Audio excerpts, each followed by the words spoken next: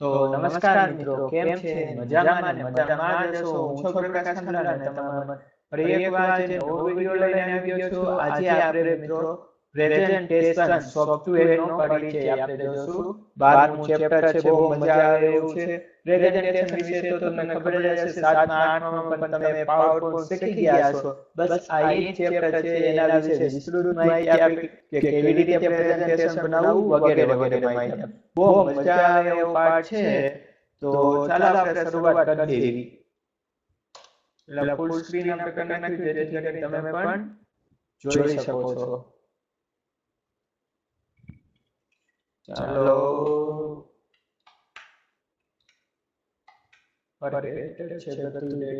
Okay, તો મિત્રો શરૂઆત કરી પ્રેઝન્ટેશન સોફ્ટવેરનો પરિચય. તો સંશોધનકર્તાઓએ સાબિત કર્યું છે કે માહિતી સંચાર માટે અન્ય બાબતો કરતાં દ્રશ્ય ચિત્ર કે આકૃતિ વધુ અસરકારક છે.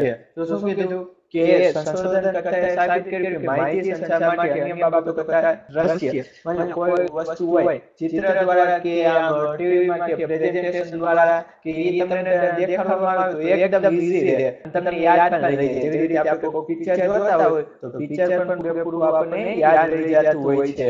અને જ્યારે બુકમાંથી એમને વાંચતા હોય તો થોડુંક આમ યાદ રહેવામાં તમે 4 થી 5 વખત વાંચવું પડે ત્યારે યાદ રહેશે. અને આખા ચિત્ર જોઈને તમે બધું યાદ રાખી શકો છો.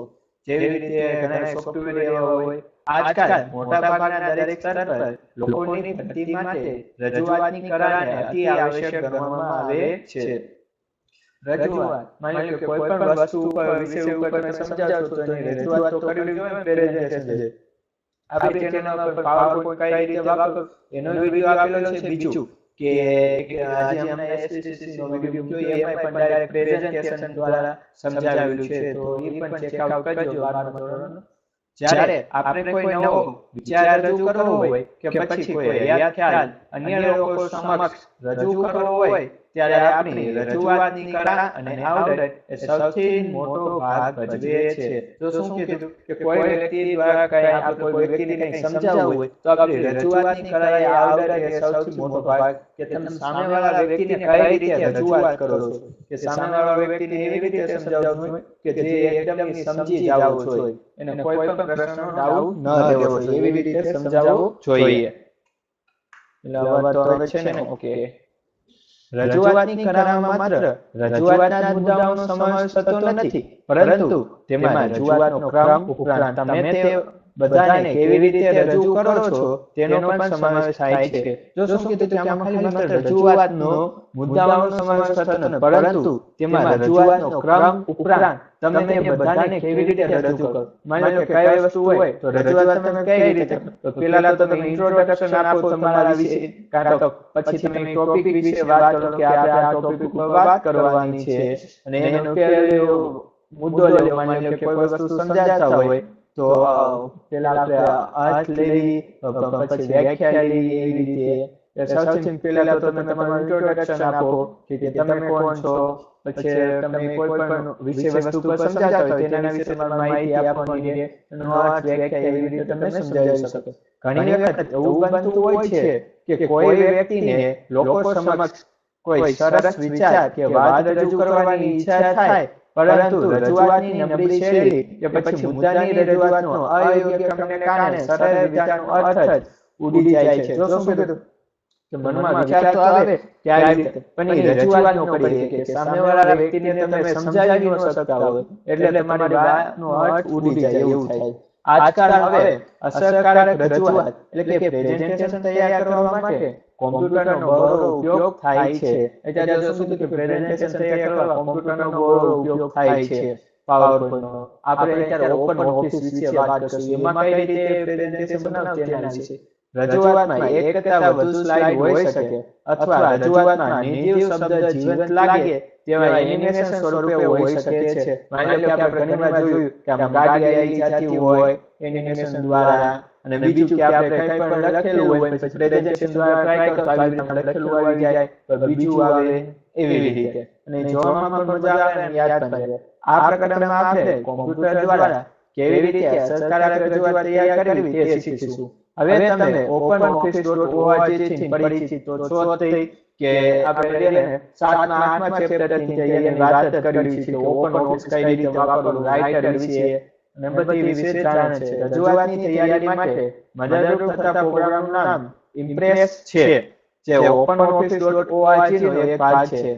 આ પ્રોગ્રામ આપણે સાદી રજૂઆત તૈયાર કરવા માટે અથવા તો રજૂઆતમાં જીવતા એનિમેશન લાવવા માટે વિવિધ સવલતો બક્ષે છે. એટલે કે શું છે કે સાદી તમે રજૂઆત કરી શકો, કાં તો કોઈ એનિમેશન રજૂ કરીને જીવત એને બનાવી શકો છો. તદુપરાંત રજૂઆતને વધુ અસરકારક બનાવવા માટે સ્લાઇડમાં આલેખ, કોષ્ટક, ચિત્રો કે ચલચિત્રો જેવી વિવિધ વસ્તુઓ ઉમેરવાની સવલત પૂરી પાડે છે. તો શું છે કે આલેખ તમે એડ કરી શકો, વિવિધ ચિત્ર એડ કરી શકો, તમારી ઈચ્છા મુજબ તમે કરી શકો છો. હવે મિત્રો રજૂઆતના ઉપયોગના ફાયદાઓ જોઈ લેવી. બરાબર, કે કઈ રીતે એના ફાયદા છે એનો ઉપયોગ. કોમ્પ્યુટરની મદદથી રજૂઆત તૈયાર કરવાના કેટલાક ફાયદા નીચે મુજબ છે. મોટી સંસ્થાઓ કોર્પોરેટમાં વ્યક્તિ પોતાના વિચારોને રજૂઆત દ્વારા લોકો સમક્ષ રજૂ કરે છે. માનો કે એનિમેશન, પાવરપોઈન્ટ કે સ્લાઇડ શો દ્વારા તમે સામેવાળા વ્યક્તિ ટોપિક ઉપર સમજાવતા હોય તો એનું ધ્યાન ત્યાં કેન્દ્રિત થાય. માનો ખાલી બોલીને એમ કહેતા હોય ને તો એ અસરકારક ન નીકળે. જ્યારે તમે સમજાવો ત્યારે એ અસરકારક બને. જેવી રીતે આજકાલ શિક્ષણમાં પણ રજૂઆતનો બહોળો ઉપયોગ થાય છે. ઘણા એવા ખ્યાલો જે સામાન્ય રીતે સમજાવવા અઘરા હોય તે રજૂઆત દ્વારા ખૂબ જ સરળતાથી સમજાય. દાખલા તરીકે એક શિક્ષક જો માણસના શરીરનું પાચન તંત્ર સમજાવવા માંગતો હોય તો સંપૂર્ણ પાચન તંત્રને ચિત્ર અને એનિમેશનનો ઉપયોગ કરીને વધુ અસરકારક અને રસપ્રદ રીતે સમજાવી શકે છે. તો શું કીધું કે એનિમેશન દ્વારા સમજાવતું વધુ અસરકારક, જેવી રીતે કોઈ ગુજરાતીની કવિતા આવી હોય એમ કવિતા ગાઈ હોય એનિમેશન, કાર્ટૂન ને બધા આવતા તો જોવાની પણ મજા આવે. ખરેખર તૈયાર થનાર મકાનોનો નમૂનો, મોડેલ અથવા મશીન કોઈ પણ જટિલ પદ્ધતિનો સરળતાથી તૈયાર કરીને લોકોને સમજાવી શકાય છે. એ સિવાય પુઠ્ઠા, કાર્ડબોર્ડ અને અન્ય સામગ્રીનો ઉપયોગ કરીને મોડેલ તૈયાર કરાય તો તે વધુ ખર્ચા પડે છે. તો શું કીધું કે પુઠ્ઠાને બધા મોડેલ તૈયાર કરો તો બહુ ખર્ચા. માની લો કે તમે ઘર બનાવો તો અગાઉ જરૂરી ને બાય ડિફોલ્ટ રોડ મેપ બનાવી દે કે અહીંયા બાથરૂમ આવી જશે, અહીંયા રૂમ આવી જશે અને એ તમને ચિત્ર દ્વારા બતાવી દે કે તમારું ઘર આવું બનશે. પછી તમારી રીતે તમે ચેન્જીસ કરી શકો છો. વળી કોમ્પ્યુટર દ્વારા તૈયાર કરેલી રજૂઆતને જરૂરિયાત મુજબ છાપી પણ શકાય છે. તો જરૂરિયાત પ્રમાણે તમે એને છાપી પણ શકો છો.